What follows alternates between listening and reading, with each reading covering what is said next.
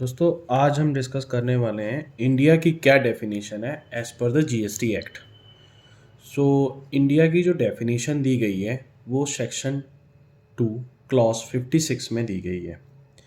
तो मोटे मोटे तौर पे अगर मैं बताऊं तो उस क्लॉज में क्या लिखा हुआ है कि India means state, union territories and sea area.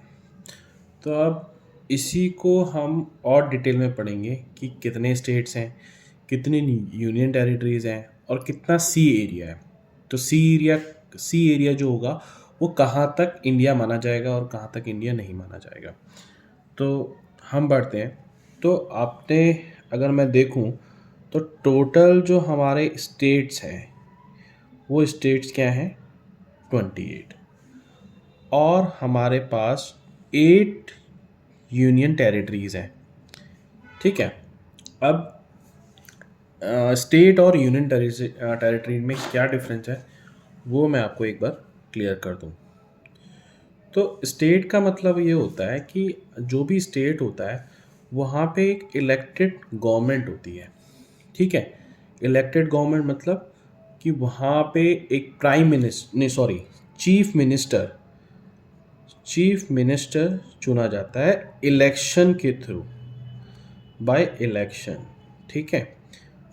दूसरा, उस स्टेट को राइट होता है कि वो अपने लॉज खुद बना सके।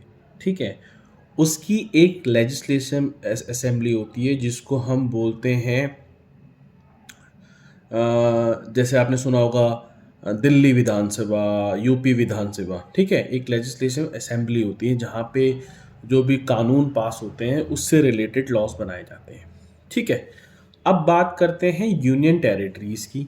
यूनियन टेरिटरीज़ में हमारे पास दो तरीके की कैटेगरी होती है।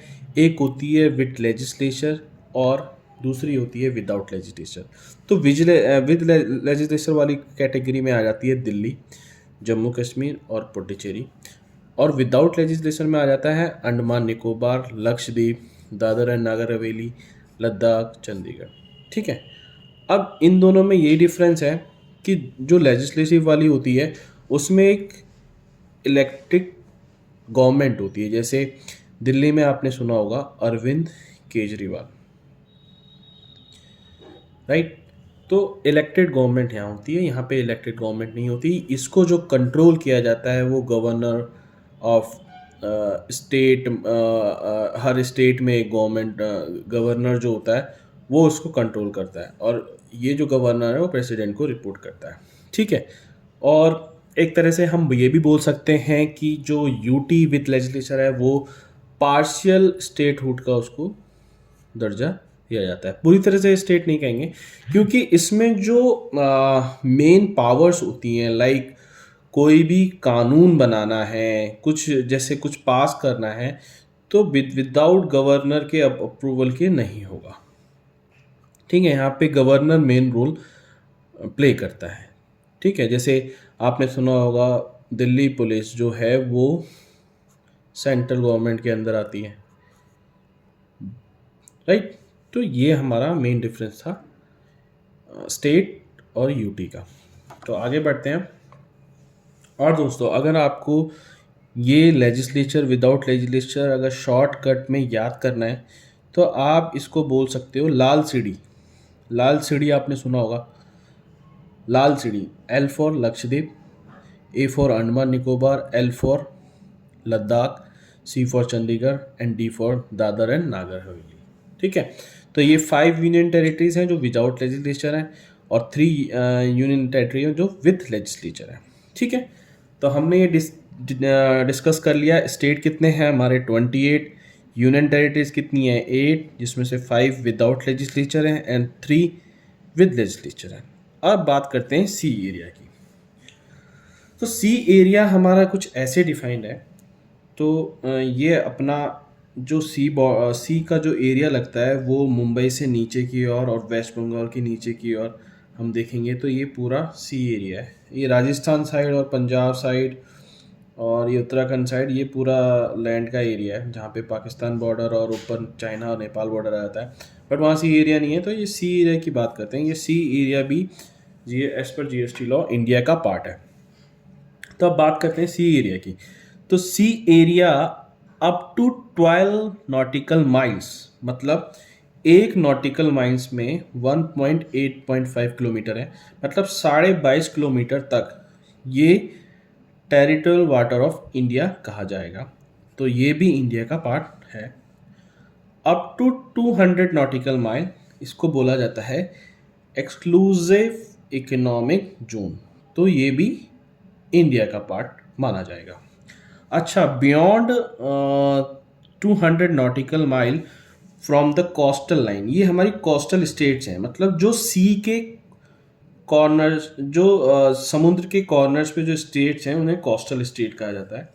तो ये स्टेट से कोस्टल लाइन, ये जो लाइन है, तो इस स्टेट से कैलकुलेशन की जाती है। ठीक है, तो ये 200 नॉटिकल माइल तक ये जितना भी पार्ट आपको दिख रहा है, ये क्या है, ये इंडिया का पार्ट है। और इसके बियॉन्ड जो एरिया है वो आउटसाइड इंडिया में भी, ये चाइना का हो, इसके साथ जो बॉर्डर लगता है, ठीक है, जापान का हो, तो इधर की साइड ये आउटसाइड इंडिया कहा जाएगा। अब इसमें एक चीज़ है कि ये जो एरिया है ये ना कोई स्टेट है और ना कोई यूनियन टेरिटरीज है, तो इसको कहा क्या जाएगा? तो लॉ में ये लिखा है, अगर कोई भी supplier territorial water of India के अंदर अंदर, मतलब 12 नॉटिकल माइल के अंदर अंदर सप्लाई करता है, तो उसको ये माना जाएगा कि उसका जो भी नियरेस्ट कोस्टल स्टेट होगा वो स्टेट मान लिया जाएगा कि ये उसी स्टेट का है। मतलब TWI के अंदर अंदर हमें ये चेक करना पड़ेगा कि ये स्टेट किधर का है, मतलब इससे पास में कौन सा कोस्टल स्टेट है, और मान लिया जाएगा कि ये सप्लाई उस स्टेट से दी गई है, या अगर कोई प्लेस ऑफ सप्लाई इस पॉइंट ऑफ व्यू पे पड़ती है TWI के अंदर अंदर, तो वो नियरेस्ट कोस्टल स्टेट माना जाएगा कि वो वहाँ दिया गया है। अगर इससे बियॉन्ड जाता है और ये वाला एरिया, इसको हम बोलेंगे OT, मतलब अदर टेरिटरी।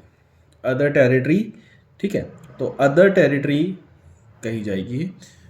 और for your knowledge, union territory की डेफिनेशन में ये 5 यूनियन टेरिटरी तो दी गई हैं, एक छठी यूनियन टेरिटरी दी गई है, उसे बोलते हैं OT, that is other territory.